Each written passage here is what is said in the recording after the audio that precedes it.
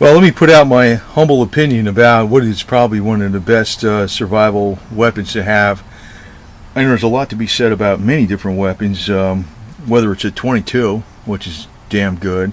Not enough power, though. That's one of the problems. And, once you use up those, I know there's some kind of specialized reloading of 22s. I'm not sure how well that works out. There's a lot of advantages to having revolvers because revolvers don't eject the brass, and you can retain the brass, and they're reliable as all hell. There's a lot of advantages to the AK, the AR-15 platform. There's advantages to the shotgun, the Mossberg 500, and the single shot. We tell you the truth. I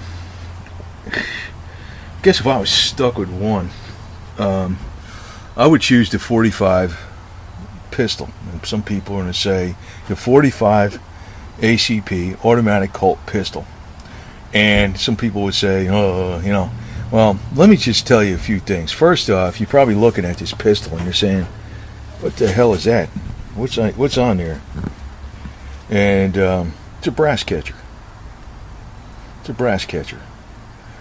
That gives you one of the advantages of having a revolver, but not having a revolver in an automatic pistol, semi-automatic pistol, because the brass will go in here, and you can save the brass. That's a big advantage.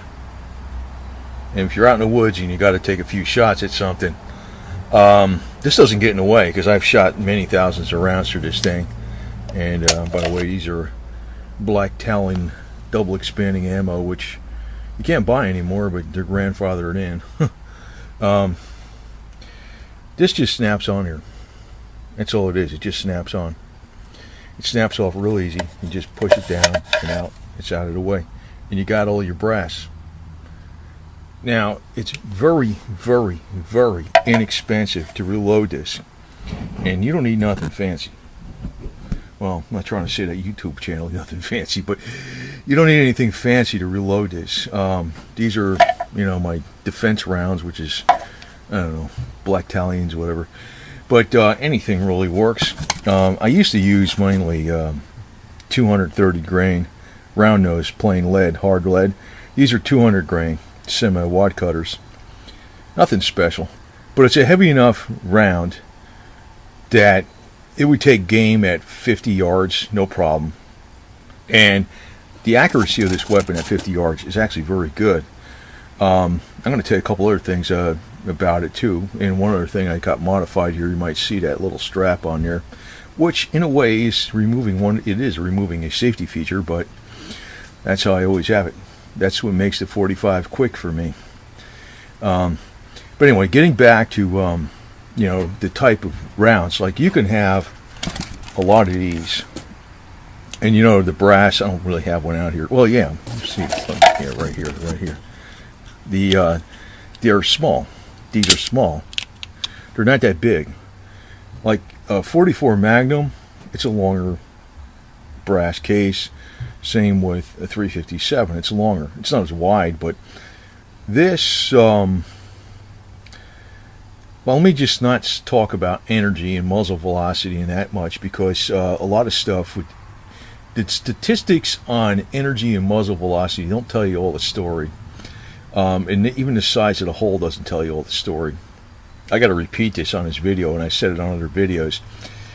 When you're talking about ultra velocity rounds going over 2,600 feet per second, they fragment.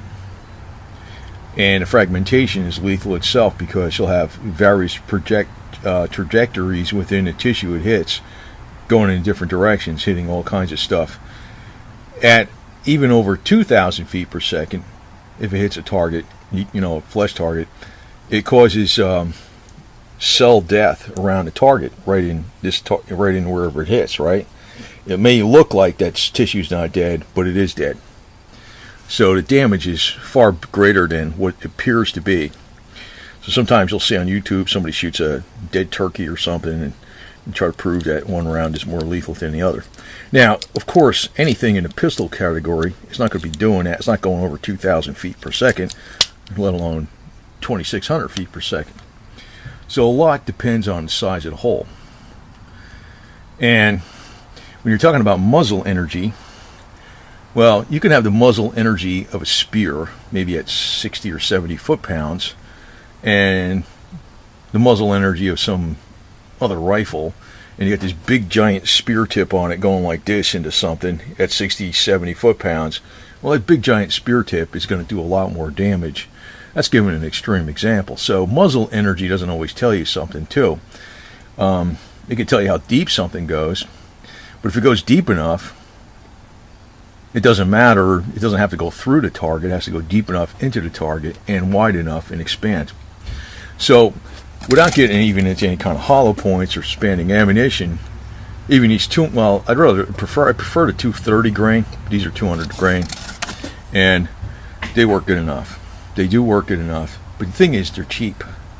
You can get loads of these dirt cheap and reload them, and you put in brand new primers with large pistol primers, non-magnum, and I use this stuff. It's kind of an older one here, Winchester 231 ball powder. I'm sure it's still good though. Don't matter, man. You'd be surprised how long that shit lasts. 4.9 grains of Winchester 231 with a 230 grain hard cast bullet, which is not really a hot charge. It's not really designed, but it's strong enough. Now the other thing with a 45 is it's a big hole, but it's subsonic.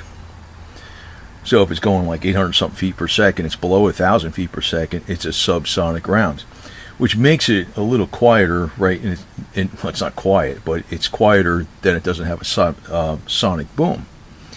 Now, the other thing with that, you can, well, let's say if there's a collapse of society and there's no rules out there, right? I mean, today you have to get all these forms from the BATF to silence a weapon, and before you even start on anything, you have to get all these forms, right?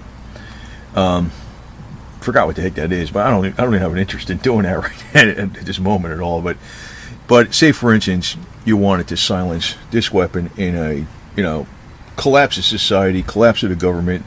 The ATF is all broke. You don't have any money anyway, and you're looking for foraging for food. So, there's no rules, right?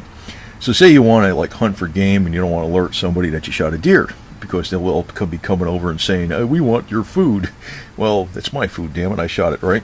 Well, you can put a longer barrel on here, and actually I do have a longer barrel for this. You can put a longer barrel on here and just put a little duct tape or Gorilla tape, and then put a long 2-liter plastic bottle from like soda jug or something, and that'll greatly muffle that sound, especially if it's subsonic. Don't do that under, with existing laws, but I mean, in the case of all laws fell apart and you wanted to hunt for game and you didn't want anybody to hear you. The only problem with that, though, is it ruins your sights. You don't have any sights, man. But if you're really close up to the damn thing, you can pretty much point shoot and you're not a problem, right? Especially if you're behind a blind or something. And you might have all the time in the world to hunt for game, if you're not doing anything anyway. The other thing is, too, you can actually, with these, you can put a shorter slide on it, which I actually have, the commando slide, and it makes this weapon more concealable. It uses a different spring, and I have that. I actually have that, and it operates just fine. But instead of it being out to here, it's out to here. And this thing's got a pretty slim profile, so it makes it a hell of a lot more concealable. Now, one thing I also do, and boy, I know. Well, you know what they do? The competition shooters do this. Well, they don't actually do it this way. They pin this down, the safety down. They pin this down. I actually have this pinned down with just a zip tie and some Gorilla tape over the zip tie. So it takes out the safety feature of the grip. Now, when you pull this back, you know, you got to watch very carefully. You got your finger on that very tightly. You might even want to put your thumb here and lower it like that very carefully, because you know, there's not going to be any safety. But the flip side of it is, if you grab this weapon real quick and you don't squeeze it hard enough, you could, to me, well, the fastest way is to leave it locked and cocked, but the second fastest way is to just leave it around in a chamber, pull the hammer back, and shoot it. That's the second fastest way. But with this, like this, you definitely want a Model 80 versus a Model 70. Because a Model 70, you smack the hammer, you see you had a round in the chamber, and you have this compressed, it's going to fire. That's another thing. Now, I'm not much on leather holsters. Damn ass freaking nylon holster is fine because leather rots away. Now, it depends on where the hell you are. If you're in Nevada or Arizona, that's not going to be a problem. But some of the more damp environments, it could be. The other thing is with this weapon, today, under the legality in the United States, you can make this weapon for your own personal use. You can't make it, in other words, you could do this with any, you can make a weapon for your own personal use with any weapon, but this one type has the kits available. You're not going to find the kit available for a 357 Magnum Ruger Red Hawk or something, or 44 Magnum Ruger Black Hawk or Smith & Wesson. You're not going to find it. You're not going to be able to make a revolver from an 80% receiver. There's no kits for revolvers. There's kits for the AR-15 and the AK-47. Well, it's easier in the United States to make the AR-15 platform than the AK-47. But the second easiest weapon to make is the 45 ACP. So that's another good advantage. You can make this weapon for yourself, unserialized, as long as you do not transfer it to somebody else. That's a good thing. And you can make it from a 775 T6 aluminum frame. I'm not too fond of, this is a steel frame, this is an actual real Colt. I'm not too fond of those aluminum frames, but you're not going to break the aluminum frame for quite a long period of time. I mean, there's going to be many, I don't know, 20, 30,000 rounds. I don't know what the hell it's going to have. It's going to take a hell of a lot to destroy that frame. But also, if you're using these, regular hard cast rounds, projectiles, with just 4.9 grains of Winchester 231, which aren't loaded very hot, and I don't think you ever break it. You can probably put 30,000 rounds for it, not have a problem. And that's a lot. Yeah, the other advantage is, of course, this magazine has one extra round. Usually there's 7 rounds. This has 8. So this is 8 plus 1, so there's 9 rounds in it. So you got 3 more rounds than your typical revolver. That's another advantage. It's not like real high capacity, but on the other side of it is it's a large caliber, thin profile weapon that can be shortened with the commando slide, which I have. So there's a lot of advantages to this puppy. Now, if you want to get a little more fancy, which I have a long barrel and I have the commando slide. I do not have, there's a kit you can actually slide this into that does not require an FFL. You can slide the pistol into, and it makes it into a rifle. Now, you can't put a stock on a pistol. I mean, back in, I don't know, I guess in the 1908 or something you could. Not today, though. That's considered a short barrel rifle. But you can put this pistol in these certain made in USA carbine conversions. This just slides in there, and you have a 16-inch barrel, which is legal, of course, with a stock, and that ups the velocity on this 45. Not a real lot, but it helps it a little more. So that's another thing. So the investment on that for that actual carbine kit is quite a bit. It's probably $400 or $500 or something. I forgot what the hell it is. It's quite a bit. But then again, if you want the simplicity of one caliber, the 45 can do a lot in a carbine version and a pistol version, and you can make it very small in the commando version, the commando pistol version, and it's still got a decent capacity. And you can get, and there's magazines that are even a little longer than this. I don't really trust them. This one is very, very reliable, the one with the 8 rounds, and it's one extra round. It's fine. The aluminum frame, the 775 T6 aluminum frame, might not be a bad idea because it'll never rust. I like the steel, and it's lighter. And if you're not firing real hot rounds, a lighter frame ain't gonna make a difference. I noticed with the commando, this flips up a lot more. The muzzle goes, you know, with the commando, it flips up when you fire. You know, it's because it's shorter.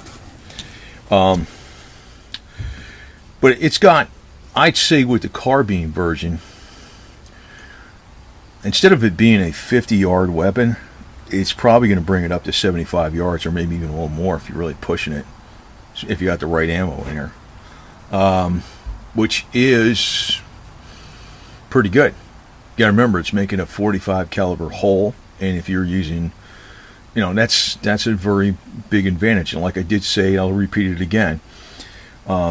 The statistics don't tell you everything about how effective a weapon actually is. Energy is one thing that people look at a lot, the muzzle energy or whatever, the velocity. Well, like I said, if you have a spear and it's got this big giant point on it coming in to you know, flesh, and it's only got like 70 pounds of muzzle energy, that's going to do a hell of a lot more damage than something that's got, I don't know, 1,000 or something like that, or 500, not 1,000, say 500. And if it's a small hole, right? Then the other thing is, now you don't have to worry about this with velocity. I know I'm repeating myself, but when you've got 2,600 feet per second velocity, hits a soft tissue target, the round fragments.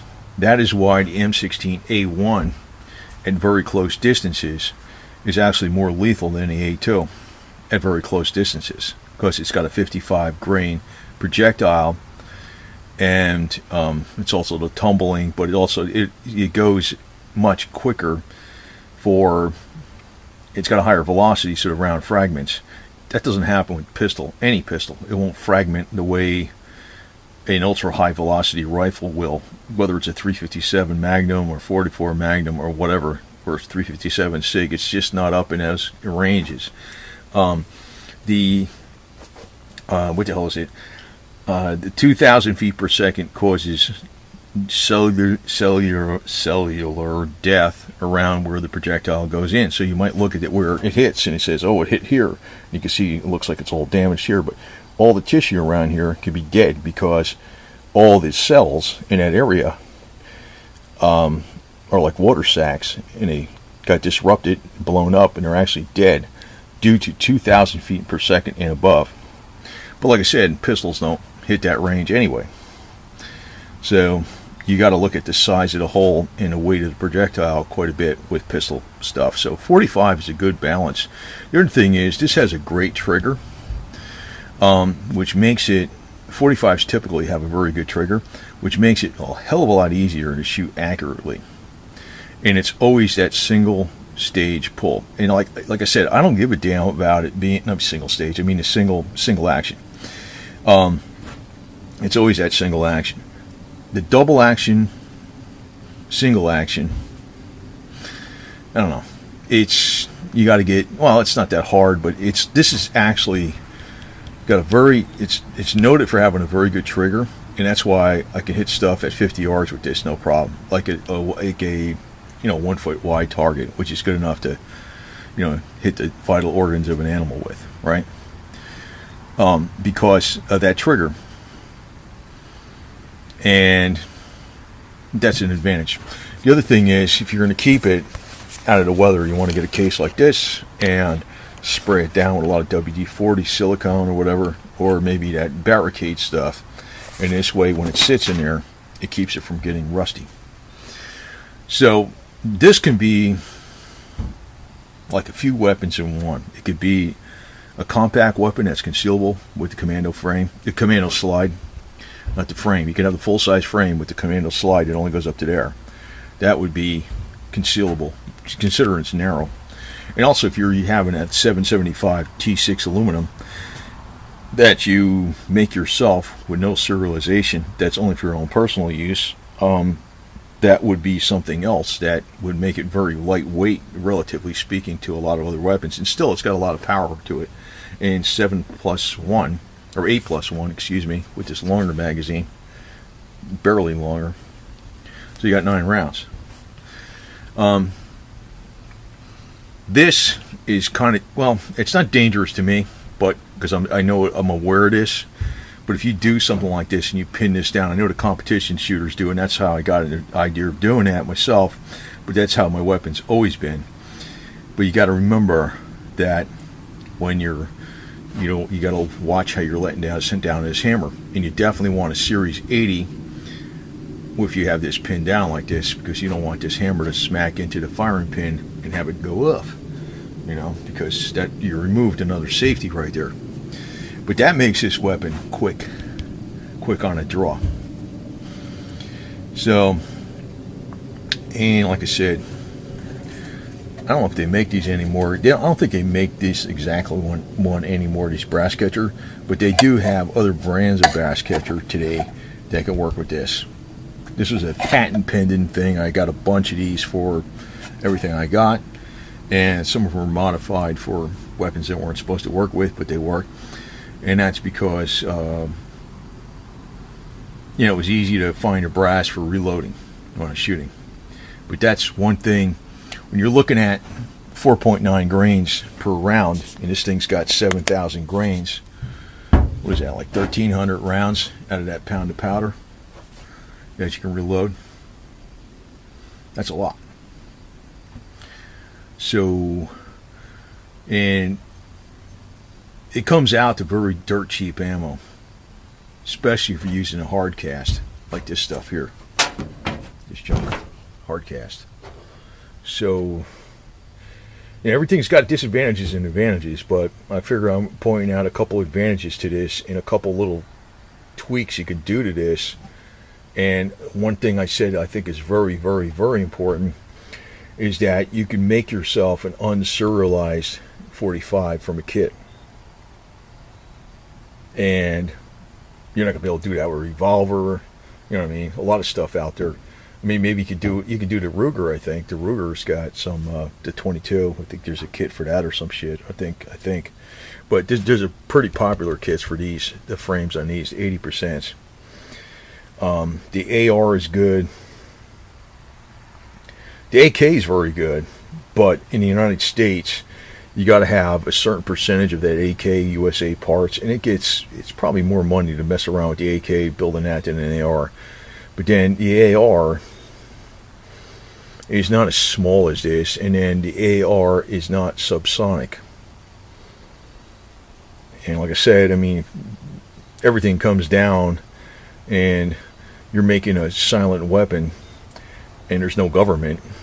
Say there's no government. I mean, I can't do that today unless you have all the paperwork, but say there's no government and everything collapsed. You need a silent weapon to take down a deer or some kind of animal that can provide you with food, and you don't want to alert others. Well, 45 is the one to do, because with the AR you're not going to get that subsonic unless you're using a different caliber round in a standard 223 or 5.56 by 45 millimeter, 5 by 45 NATO. So, like I said, there's no perfect solution, but I just did point out a few things here that probably aren't commonly known for most people.